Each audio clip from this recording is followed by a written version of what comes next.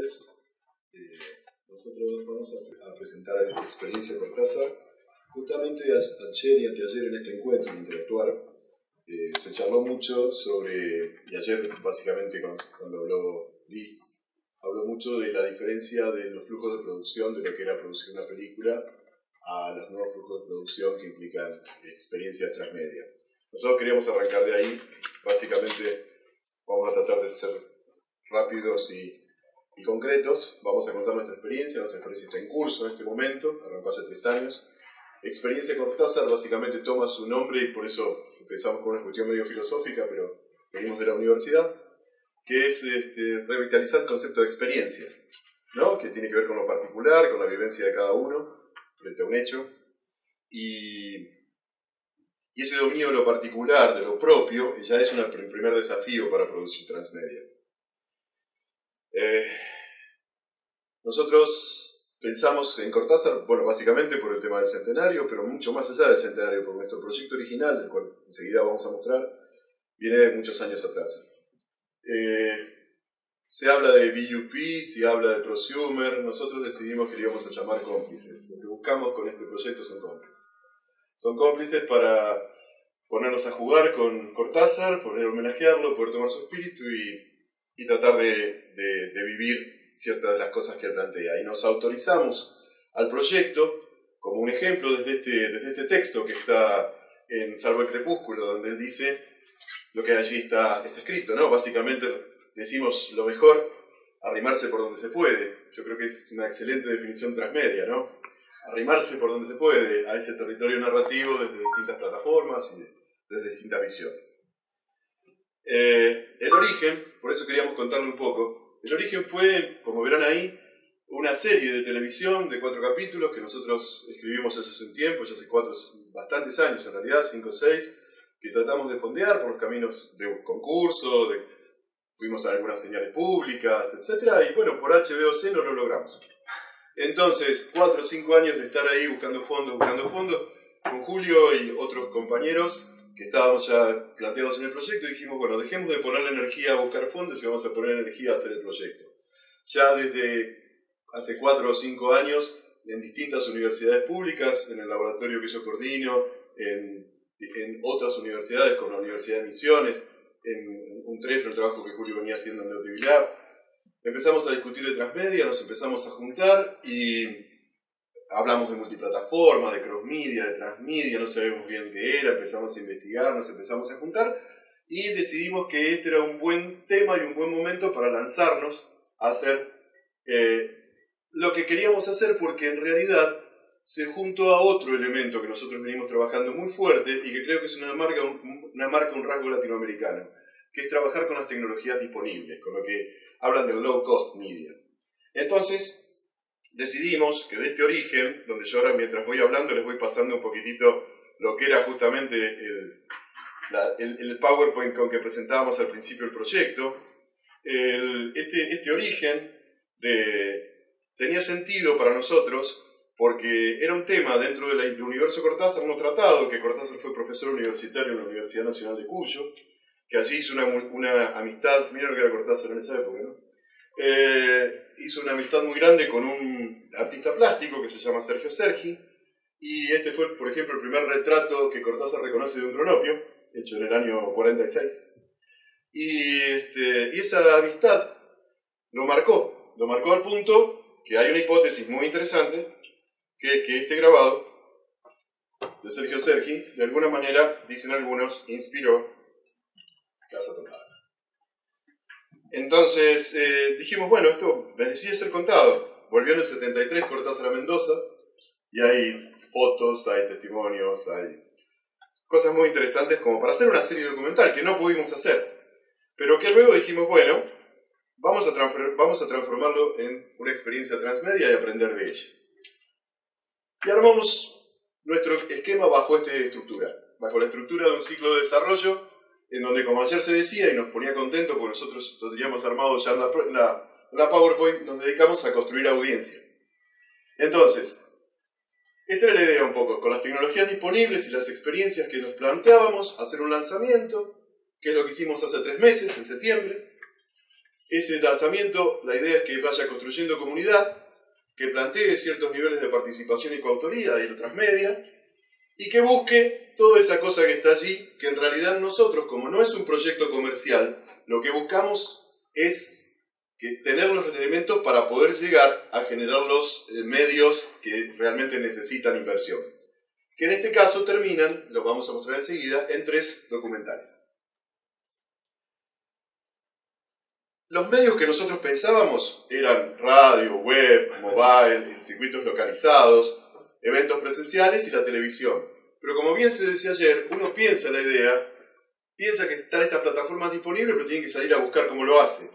Y a nosotros nos pasó algo bastante curioso, que es que cuando empezamos a armar las alianzas institucionales, este proyecto nació en el CDA Lab, se sumó un Cuyo, la Universidad Nacional de Cuyo, donde Cortázar fue profesor, se sumó la Universidad de Misiones, que está generando un área transmedia también en relación estrecha con nosotros, se sumaron 2 pequeñas productoras que tienen más que ver con lo audiovisual, pero el apoyo grande apareció en lo que está en la columna derecha, y, oh sorpresa, no era ni televisión, ni eran las grandes cadenas, sino que era la radio. Apareció Radio Nacional. Y era algo que para nosotros fue un gran desafío, y hoy es una cosa que nos alegra poder trabajar desde ahí, porque estamos aprendiendo un montón, que es generar transmedia desde radio. Pero cuando uno ve la teoría, y ve a Jenkins, y ve todos los libros que lee allí, no hablan de radio. En general no se habla de la radio en relación transmedia. Así que nosotros tuvimos que ponernos a trabajar y a desarrollar algo como lo pensábamos. ¿Qué nos dio Radio Nacional en principio? Nos dio algo interesantísimo, que era su mediateca, sus reportajes con Cortázar. Entonces, a Radio Nacional hablamos con ellos y nos extendieron la posibilidad que lo usáramos en otras radios públicas o universitarias, y ahí se suma ARUNA, que es la Asociación de Radios Universitarias de Argentina. Por lo tanto, ahí teníamos ya una masa de medios que estaban dispuestos a pasar material que nosotros generáramos. Y ese material, básicamente, era cortos de radio, y nosotros, para apoyarlo, generamos una estructura del sitio web. Esto era el primer desarrollo de sitio web que nosotros pensamos. Si ustedes lo miran rápido, van a ver que hay una parte verde, que es privativa, es la parte que no está dispuesta al público directa, sino a través de accesos móviles, porque son los que se acceden a través de circuitos ubicados en el terreno. Y la parte azul y roja es la parte de la home que hoy pueden ver si se ven en Experiencia Cortázar. Ahí, en rojo, están algunas partes que no hemos desarrollado porque en el camino se cambiaron, y hay actualmente otros productos que no están ahí dibujados. Yo traje esto porque este era el origen. Y otra cosa que empezamos a trabajar fuerte, porque nos dimos cuenta que la radio nos daba esa posibilidad, era que nuestro fuerte más grande era migrar contenidos. Migrar desde la radio, pero también porque veníamos trabajando en proyectos previos que fueron durante la guerra sobre el tema de Malvinas, en otro proyecto que tiene que ver con Yandutí, que es un proyecto en el norte, en la triple frontera. Nosotros estamos desarrollando una plataforma documental colaborativa, que ahora se las voy a mostrar. Esa plataforma documental colaborativa lo que permite es recoger testimonios en audio y video, geolocalizarlas y temporolocalizarlas. Pero nosotros acá el uso que vimos para este proyecto era decir, pongamos la plataforma, tomemos testimonios, saquemos el audio, extractemos el audio, y con ese audio armemos cortos que vayan a las radios y que se mezcle la voz de Cortázar, que era la que nos daba Radio Nacional, con la voz de la gente hablando de Cortázar. Y que eso mismo iba a empujar la participación. Eso es lo que al día de hoy está funcionando. La plataforma documental colaborativa la estamos lanzando en estos días, ahora se las voy a mostrar. Y pensamos productos, entonces, jugando un poco con el concepto de Cortázar y Cortázar por sí mismo son los micros de Cortázar hablando, Cortázar y yo son estos micros de los usuarios, Cortázar por nosotros era la posibilidad de reescribir. Nosotros venimos de universidades y nos metimos en una difícil, les voy a decir que si entran al sitio y lo ven, hoy no hay tanta participación en eso, porque lo que abrimos fue a reescribir, que la gente reescriba o escriba cosas al estilo de Cortázar, que escriba nuevos manuales de instrucciones, que reescriba algún texto que nosotros le planteamos. Y bueno, eso no es tan fácil que la gente se ponga a escribir, pero estamos trabajando para ello. Una cosa que como fanáticos de Cortázar veíamos, que todo lector de Cortázar sabe que en la obra de Cortázar está está atravesada por la música. Y nosotros que ya pisamos los 50 y somos de la era pre-internet, que hubiéramos querido, cuando leíamos Cortázar de adolescentes, decir, esta música, ¿cómo? Y hoy es tan fácil acceder a esa música.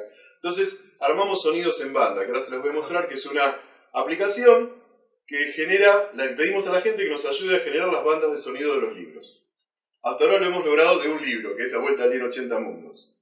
Y hemos abierto otros para que lo hagan.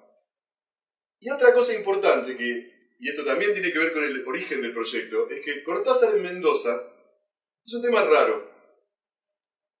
Yo particularmente fui estudiante de letras y empecé a estudiar en la época del proceso. Cuando yo me enteré que literatura alemana y literatura francesa eran materias que había dado Cortázar, me volví loco. Y era como prohibido, nadie te lo decía. Algún profesor muy viejo de la facultad te decía, yo fui alumno. Pero así era una cosa muy por debajo y en los pasillos. Entonces, no hay presencia real hoy de Cortázar en Mendoza. Y nosotros buscábamos ponerlo en la ciudad. Y en eso estamos absolutamente de acuerdo con lo que planteaba el primer día aquí en Interactuar Fernando Irigaray, cuando él habla de tomar la ciudad. Y hay que tomar la ciudad. Nosotros nos dijimos, ¿cómo es la forma más directa, barata y simple que tenemos de tomar la ciudad? Hagamos circuitos con QRs. Planteemos QRs en los lugares donde son importantes, generemos sitios web y mostremos lo que era en ese momento, lo que es Martínez de Rosa 9 en 55, que hoy es una casa común y silvestre, pero ahí estaba la pensión donde vivía Julio Cortázar cuando era profesor, y cómo era el camino que hacía la facultad. ¿De dónde era la facultad? Porque nada es como era. Por lo tanto, esa recuperación urbana del pasado es interesante. Y ya que está, dijimos, bueno, ¿por qué no jugamos unas trivias? Entonces empezamos a generar algunas opciones ya más de preguntas sobre lo que pasó en esa época. Y finalmente, eso que se llama Largazar y el oso, porque es la amistad entre Sergi y Cortázar, lo que yo les conté al principio, que era originalmente la serie, que se llama así porque, para que vean el tema del humor de ellos, ¿no? Sergi decía que era realmente no podía ser que Cortázar se llamara Cortázar con la estatura que tenía, entonces le llamaba Largazar. Y el oso era porque, bueno, Sergi, a pesar de que estaba muy pelado, era una persona con mucho vello, entonces le decían el oso. Y así se llamaban cariñosamente, y si uno mira y rastrea la obra de Cortázar profundamente, que nosotros lo hemos hecho, va a encontrar a lo largo de toda la obra, hasta el final, alusiones y cosas. Uno de los discursos del oso es una de las cosas muy, muy tiernas y dulces de Cortázar, el oso que anda por los caños, ¿no? Por decir, uno de los textos. Entonces, empezamos a ver plataformas. Ya sabíamos que teníamos una, la radio, sabíamos que teníamos otra, la web. ¿En cuál estamos todavía rengos? En televisión. No hemos logrado canales que tomen ciertos elementos de los que nosotros planteamos. Estamos en eso, con algunos canales universitarios. Los micros radiales, aquí trajimos uno como para que lo vean.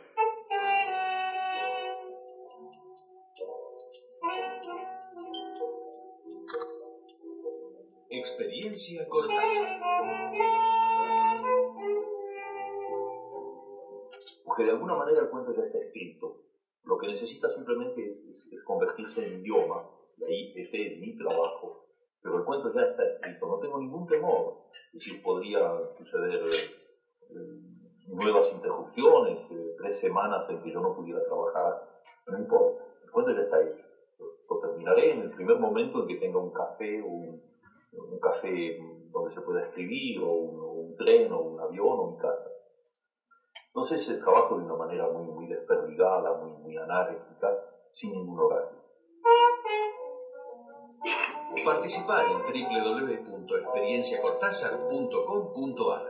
Este es un ejemplo de los micros que están rotando por Radio Nacional y las radios universitarias.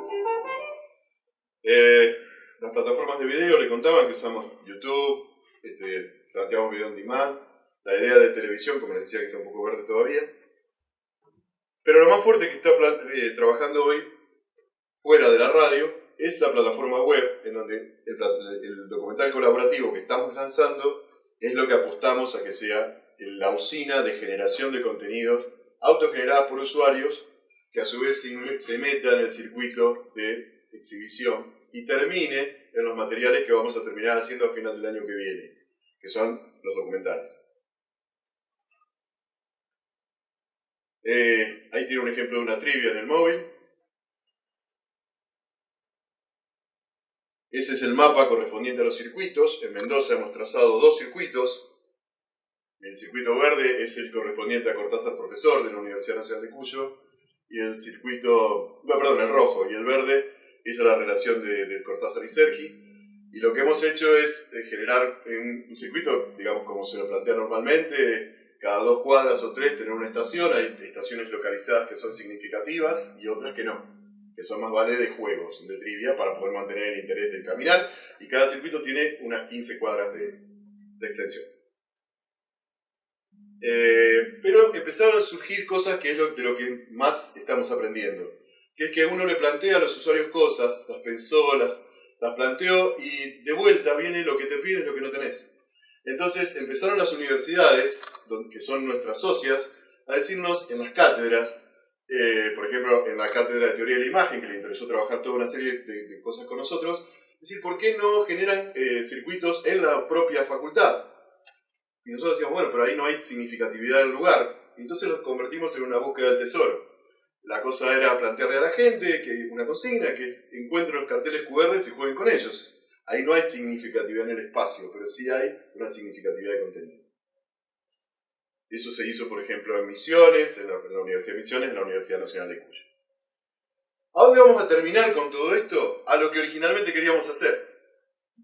Al documental para sala, que va a ser Largaza y el Oso, y a 2 web documentaries. Uno en una línea de fandoc, o sea, poder retomar todo el material de la gente, de los usuarios, para poder con eso generarle el homenaje a Cortázar que queremos hacer. Estamos tirando consignas, ahora vamos a empezar a lanzar las consignas que tienen que ver con contar qué es Cortázar para vos, qué efecto tuvo la obra, o describí o pintá o musicalizá la obra, o describirnos un cronopio, escribí cosas al estilo de Cortázar, más una serie de testimonios y cosas que tenemos de gente un poco más conocida, más lo de usuario. Vamos a plantear el fandoc. Y finalmente queremos hacer de toda la experiencia un testimonio, lo estamos ya generando, el equipo que lo hizo, que somos solo, el core del equipo somos 8 personas, y se suman un poco en algunas de los técnicos de las universidades. Estamos generando un poco el metarrelato de la experiencia para poder de ahí mostrárselos, pero además poder teorizar, poder analizar, poder aprender. Pero aparte empezaron a aparecer otras cosas. Primero estaba Radio Nacional como radio, pero después nos dice la misma gente de Radio Nacional Mendoza, nos dice, miren que viene una muestra al Centro Cultural de la Radio Nacional Mendoza, que era la división de la muestra que estaba aquí en el Museo Nacional de Bellas Artes en Buenos Aires. Entonces, eso fue un evento que a nosotros nos inspiró para decir, también nos dio la oportunidad de decir, tenemos que hacer algo para poder mostrar más la experiencia. En esa muestra, entonces, empezamos a tener presencia, así está el banner nuestro, pusimos QRs, y decidimos hacer un estrenar en Mendoza, que no se había estrenado, Adiós Robinson, que es un radioteatro que escribió Cortázar en los años 70, y se hizo en vivo. Salió al aire, se grabó además, circuló por distintas radios, y eso todavía, ese material está andando.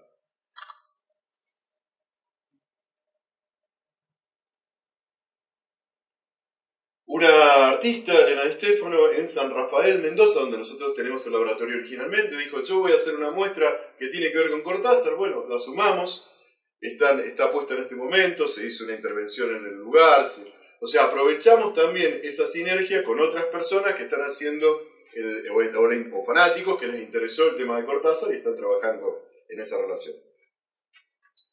Y, por ejemplo, en Misiones se generó un evento que ellos llamaron Cortázar en 100 Rayuelas, donde invitaron a chicos de la Biblioteca Popular en relación con nosotros a trabajar, a jugar con los QR, a hablar de Cortázar, a leer. O sea, estas son las partes de eventos presenciales. Vamos a hacer esta actividad ya en febrero en la Biblioteca Popular Posadas, con el apoyo de la biblioteca y con una convocatoria moderada pero interesante. Es un grupo que se autoconvocó y que pensó en la idea de leer y musicalizar cosas de Julio Cortázar. Se trata un poco también de lo que nos enseñó Julio, de romper las estructuras y los moldes. Tiramos como 2 o 3 ideas y las concretamos acá. Cada uno se ocupó de de hacer algo. Tengamos ahora en este momento a casi 60 personas interactuando, leyendo, jugando. Así que la verdad que es una experiencia muy gratificante. Acción en el terreno, ¿sí? Hicimos ese en Posadas y este en Oberá. Cortázar, a mí lo que me gustó la historia Casa Tomada, la que sí tuve que leer. Me gustó porque hablaba en doble sentido sobre lo que era la época de la represión y cómo se veía dentro de una casa. Con Cortázar la experiencia está, digamos, con un libro, y esto es anecdotario absoluto, que está relacionado con la edición, la primera edición del 67 de La Vuelta al Día en 80 Mundos, que la hace con Julio Silva, ¿no? Su amigo que era escultor y pintor. Y es un libro de collage y textos y una cierta especie de libro de artista. Fíjense cómo, no los quiero pasar completo, después si quieren verlo están en el sitio, pero miren cómo la gente pone enseguida su subjetividad en juego. O sea, ella ya está hablando, vieron que dijo absolutamente anecdotario, y es la relación de ella con una edición que era el famoso La Vuelta al Día en 80 Mundos original, que era difícil de conseguir, ahora está reeditado. Bueno, después empezamos también a generarse, a decir, bueno, nos vamos. Julio fue a Colombia y hizo una intervención urbana ahí, pegando los QR. Pero después, a partir de esto, que lo publicamos en el blog, hay residentes argentinos en Barcelona, en Madrid, en París, en Bruselas, empezaron a decir, ¿por qué no nos dan los QR y hacemos nosotros lo mismo? Así que lo que hicimos fue hacer el kit, meterlo en el sitio y la gente lo puede descargar. Y la consigna que le pedimos es que los ponga y cuando los estén usando saque fotos o grabe y nos lo mande. Que eso va a ser también elementos para nuestro documental Cortázar y yo. Y nosotros queríamos terminar un poco con esta idea, que originalmente la dice uno de los teóricos, ¿no? Que es Max Giovanoli, pero que nosotros ya a esta altura estamos bastante convencidos de que podemos plantear todo esto que les contamos y la gente te va a pedir otra cosa. Y yo creo que ese justamente es lo inherente a la transmedia, que es que una experiencia no es transmedia hasta que no se nos va de las manos, y ese irse de las manos implica justamente la apropiación y la subversión del uso que va a marcar la participación real. Entendiendo además, y en eso hemos aprendido frustrándonos, que la participación tiene distintos grados y hay mucha gente que entra. Nosotros vemos en Facebook y vemos la cantidad de gente que nos pone me gusta, la cantidad de gente que entra, vemos la estadística de nuestro sitio, y son muchos, son miles, después son algunos cientos los que comienzan a trabajar un poco más comprometidamente, y son decenas los que escriben o los que realmente suben un testimonio. O sea, es un trabajo arduo, y eso nos llevó también a pensar y a extender la experiencia. Nosotros al principio habíamos pensado en pocos meses, y ahora estamos pensando justamente en extenderla al final de 2015, o sea que tenga por lo menos 1 año y medio de recorrido. Esto es básicamente lo que les queríamos contar. Les voy a mostrar nada más que una cosa fuera de la presentación, un minutito más, y con esto termino. Y lo dejo a Julio, que quería decir un par de cosas que me parecen centrales para lo que venimos planteando. Ya está, hola. Creo que está todo dicho con respecto a lo que intentamos con la experiencia. Empezó, de alguna manera, en su momento lo decidimos como una inversión de la ecuación, es decir, en lugar de hacer primero los documentales, que no podíamos hacerlo, empezamos con este proyecto que era lo que teníamos a mano, lo que podíamos hacer. No voy a decir el presupuesto que implicó todo este desarrollo, por si hay gente de otros países, entonces en todo caso podríamos plantearle más dinero pero creo que todo esto, y contando nuestras horas de colaboración y de horas hombre, mujer puestos en el proyecto, y usando todas plataformas y herramientas gratuitas de internet, el blog fue hecho de esa manera, el desarrollo de software sí fue un recurso planteado para otros proyectos anteriores porque hay desarrollo propio, pero que está amortizado. No creo que supere los $10.000, ¿sí? Y la última foto que hemos publicado en el Facebook tiene 27.000 visualizaciones. ¿A qué voy con esto? Que es lo que quería plantear más allá de la experiencia. Es que realmente consideramos que la industria del cine, entre otras, pero estamos en un ámbito del cine, debe definitivamente, en nuestras regiones, en nuestros países, debe definitivamente incorporar este tipo de herramientas porque son realmente una opción muy económica para ampliar el público, para ampliar la audiencia, para generar aquellos espectadores que de otra manera no podríamos lograr. Una experiencia como esta es muchísimo más accesible y global, con esfuerzo, pero muchísimo más accesible y global que hacer una vía pública con afiches en cualquiera de nuestras ciudades.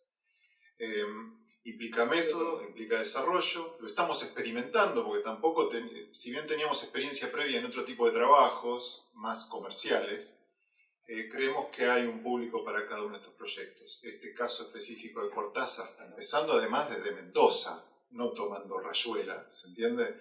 Empezando con una cosa muy específica, de público muy cerrado, ya tiene repercusiones en otros países a los cuales llegamos o simplemente por la red social, gente que se interesó porque llegamos con la red social, o produciendo muy sencillamente con amigos o gente conocida y que sabemos que tiene relación directa con el tema en otras regiones y en otros países.